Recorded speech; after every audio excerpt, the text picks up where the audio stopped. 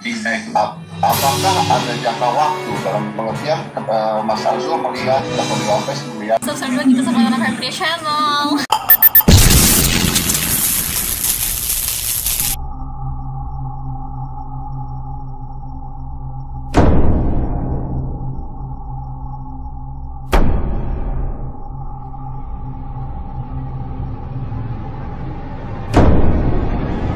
tidak semudah itu karena apalagi secara individual ya memang tidak semudah itu gitu. Mungkin ada masukannya mungkin Mas Dedi, apa kira-kira yang bisa dilakukan untuk menyiasatinya? Ya itu tadi saya juga mungkin kalau masih panjang kita harus bicara aja tentang membuat asosiasi. Apakah membuat asosiasi ini bisa seperti apa, lebih besarnya bagaimana, atau misalnya dari Dewan Pers ada asosiasi yang terpisah dari Dewan Pers juga, tapi kan itu negara ya, jadi nggak bisa diomongin juga gitu. Justru pertanyaannya adalah atau mungkin kita masuk ke salah satu media-media tertentu gitu ya, kan bisa aja kita masuk menginduk ke media tertentu kan. Nah itu pertanyaannya mungkin Mas Azul, ketika menginduk ke media tertentu apakah itu memungkinkan gitu, atau apakah itu dianggap sah juga? Karena itu opsi yang paling mudah untuk dilakukan saat ini, bukan Mas Dedi? Ya, bagaimana Mas Azul? Gini, satu nih saya juga jawabin yang ada di chat ya. Kalau dia media berbadan hukum, tapi berbadan hukumnya dia menginduk ke perusahaan kontraktor gitu, kan ada juga PT kontraktor, tapi dalam prakteknya ada media, itu nggak boleh. Jadi harus badan hukum media, gitu. Jadi jelas tuh mengatur badan hukum itu. Nah, kalau misalnya lembaga-lembaga atau para YouTuber ini mau menginduk ke media, tentu saja tidak apa, tapi di dalamnya juga ada problem teknis ya, soal bagi-bagi bisnisnya dan seterusnya gitu. Tapi kalau saya menyarankan bikin badan hukum yang mandiri aja, apalagi kalau YouTubernya tuh channelnya udah gede dan seterusnya, dia bisa mandiri itu. Nah, begitu masuk ke badan hukum memang ada problem, misalnya ada soal pajak, ada soal ini, ada soal itu kan gitu-gitu ya. Itu tidak terhindarkan gitu, dan itu adalah biaya yang harus dibayar.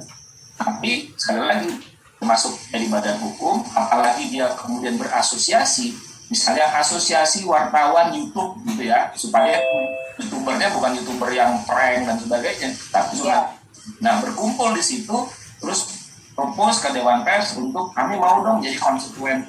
Ini satu nih yang baru masuk di Dewan Pers tahun lalu, itu adalah asosiasi pewarta foto. Jadi setelah itu para fotografer merasa, ini kayak jadi pelengkap aja deh, ada berita ada fotonya, ada berita ada fotonya. Tapi gue nggak punya asosiasi, dia bikin asosiasi pewarta foto. Isinya adalah fotografer keren. Kalau boleh saya tanya Mas Dedi, Anda setuju tidak semakin kontroversial, semakin sensasional itu semakin bagus begitu, semakin banyak penonton? Misalnya kalau di kanal YouTube-nya Mas Dedi. Karena kadang-kadang kita narsum aja juga kan suka bersinggungan nih dengan media. Narsum yang diundang. Maksudnya bersinggungan gimana? Dengan narsum yang dicari oleh media tuh kadang-kadang juga narsum yang bahkan memilih lebih pengen diwawancara dengan Mas Dedi gitu, karena mungkin audiensnya lebih banyak gitu misalnya. Kalau misalnya pertanyaannya lebih sensasional, itu kan balik-balik lagi dari sejak dulu rating TV ya. Kenapa TV sekarang acaranya seperti itu gitu ya. Nah, makanya tadi kan saya bilang saya balik lagi gitu. Kenapa media misalnya infotainment lebih ambil artis cerai dibandingkan artis bikin album lagu. Ini kan yang terjadi dari media dari zaman dulu kan seperti itu.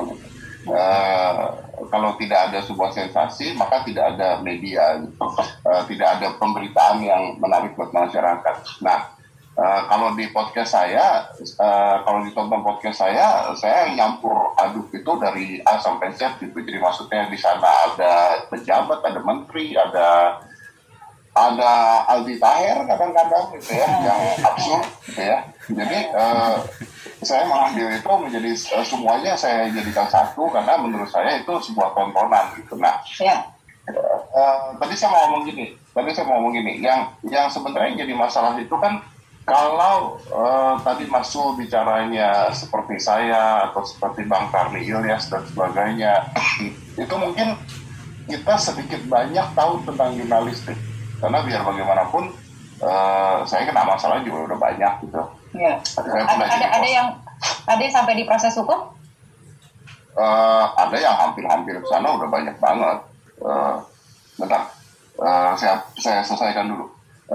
Saya pernah jadi host TV show, talk show lebih dari 10 tahun gitu ya. Jadi saya tahu bintang tamu dan sebagainya tuh saya tahu gitu.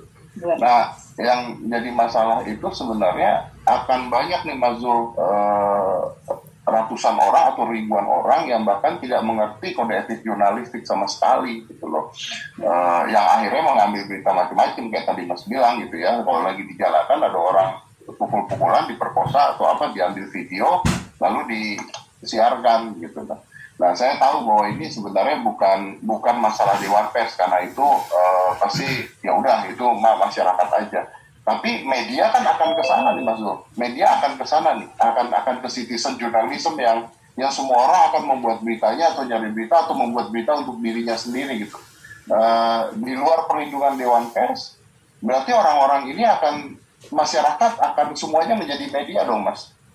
Ya, itu tadi yang saya bilang. Jadi kalau masyarakat, betul sekarang ini semua orang adalah wartawan. Semua orang yang punya handphone dan punya data. Punya handphone, punya data itu wartawan. Karena dia bisa tuh motret apa aja gitu, orang jatuh, orang kecelakaan, dan itu dia menghasilkan satu produk berita. Tapi apakah dia wartawan dalam pengertian Undang-Undang 40? Belum tentu. Iya. Nah, balik lagi ke tadi Karnia bilang, kalau media-media ini kontroversial, saya mau bilang berita kontroversial itu nggak salah loh. Sekali nggak salah gitu. Ya, apa adalah dia mengejar kontroversi, tapi itu bukan fakta. Jadi dibikin seolah-olah kontroversi, padahal baik-baik aja gitu. Saya mau misalnya, ini lagi ribut dan soal PDIP, ya kan? Siapa calon presiden PDIP? Yeah. Bukan kontroversi atau bukan kontroversi? Gitu. Nah, kalau misalnya nanti bisa Siregar atau siapa mau wawancara salah satu, misalnya saya mau wawancara Pak Ganjar deh Pranowo dalam konteks ini, boleh dilakukan wawancara. Tapi begitu Pak Ganjar misalnya, sekali lagi misalnya menyebut pihak lain, menyebut siapa dan berkonotasi negatif, langsung ada kewajiban dari si media itu, yaitu mengonfirmasi kepada orang gitu. Nah, ini kan repot kalau dia live streaming, gimana caranya dia mengkonfirmasi pada saat detik.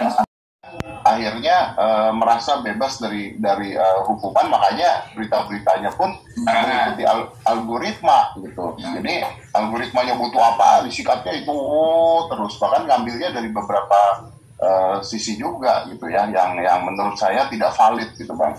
Ini memang buah si malakama, dari dulu buah si malakama. Kalau saya kena masalah seperti ini udah banyak juga, dan saya dibantu sama Dewan Pers pernah kok sebenarnya.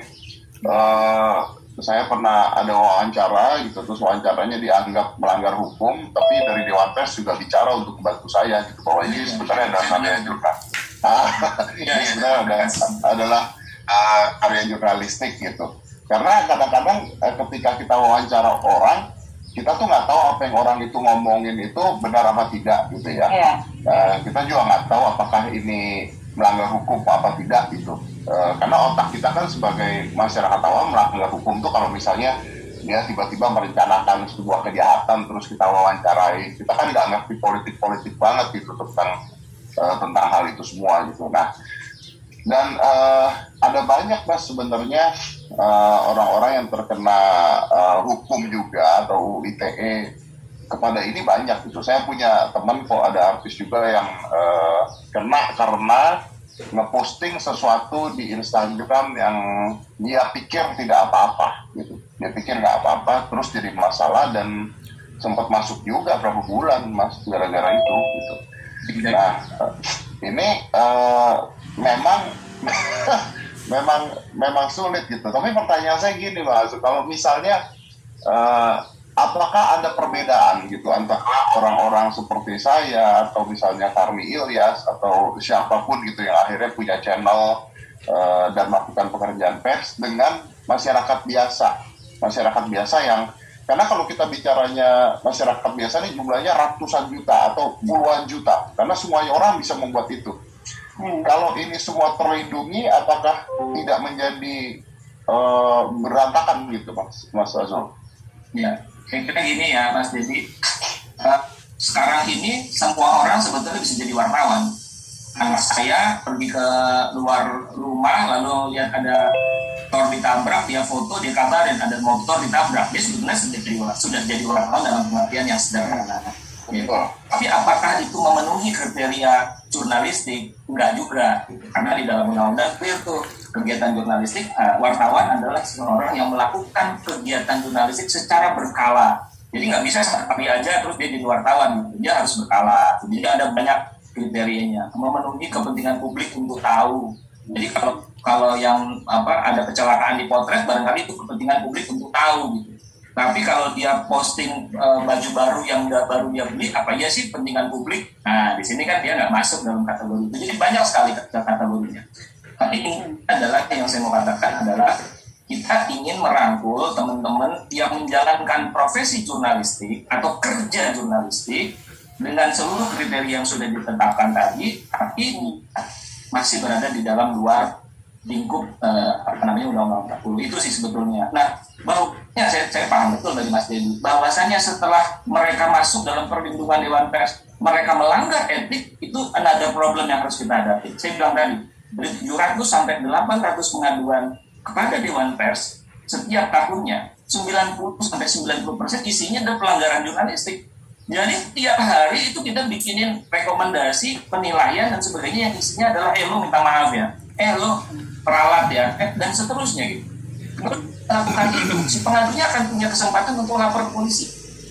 Jadi instead of lo ditangkap, di penjara, mendingan lo jalanin nih perintah etik dari kita, lo minta maaf.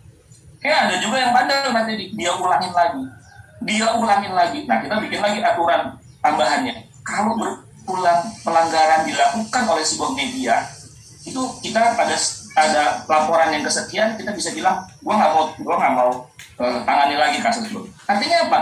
Pengadunya pergi ke polisi, Pak.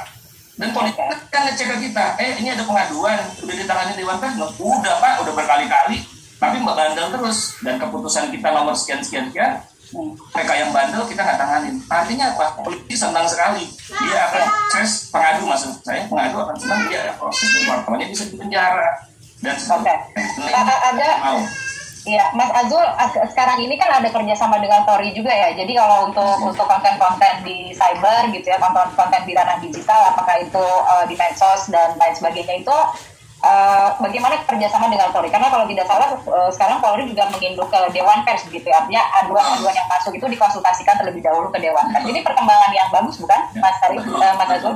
Jadi sudah lama sebetulnya ada MOU antara Dewan Pers dengan kepolisian. Yang itu adalah kalau ada pengaduan terhadap pelanggaran etik, jangan ditanganin deh polisi.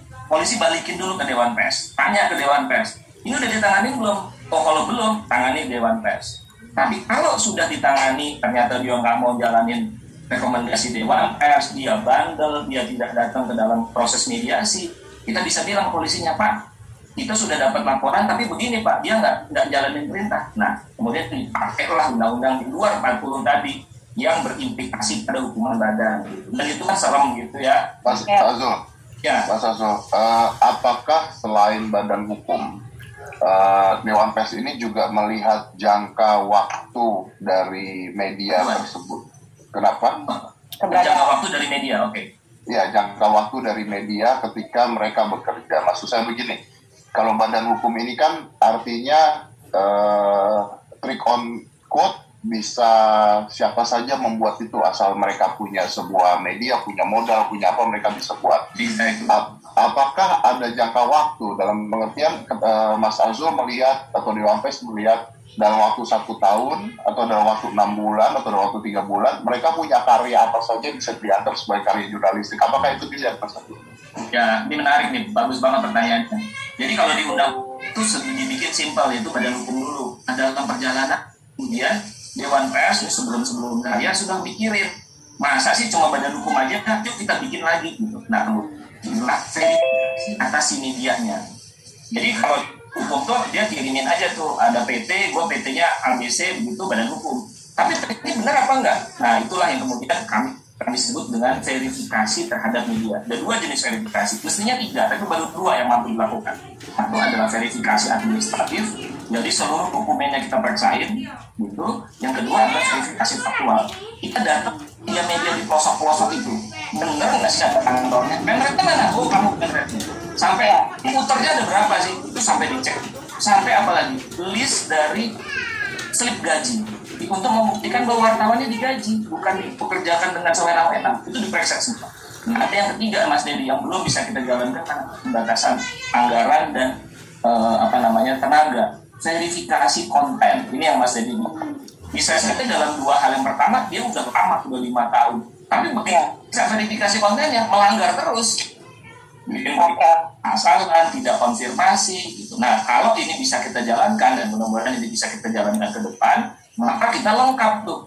Jadi sebuah media periksa 3-3-nya gitu. Kalau dia ternyata verifikasi terakhirnya ini ternyata babak belur, bikin berita asal-asalan, kita bisa punishment yang lebih keras terhadap mereka ini. Nah, ini kita implikasikan kepada teman-teman di media sosial yang menjalankan tugas-tugas jurnalistik. Ini keren banget gitu. Jadi dia bantu pers, semakin banyak pers semakin bagus loh, Kania dan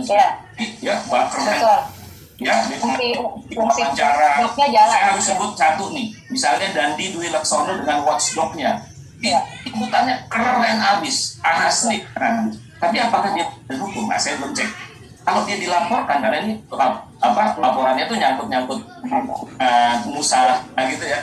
Kalau dia enggak, saya agak ragu apakah kita bisa memilih, karena dia itu kira-kira kan. Yang paling utama itu pokoknya yang paling simpel terlebih dahulu, atau mungkin buat sebagian orang tidak simpel begitu ya, harus berbadan hukum terlebih dahulu gitu ya, Mas Azul. Dan itu pesan ketiga.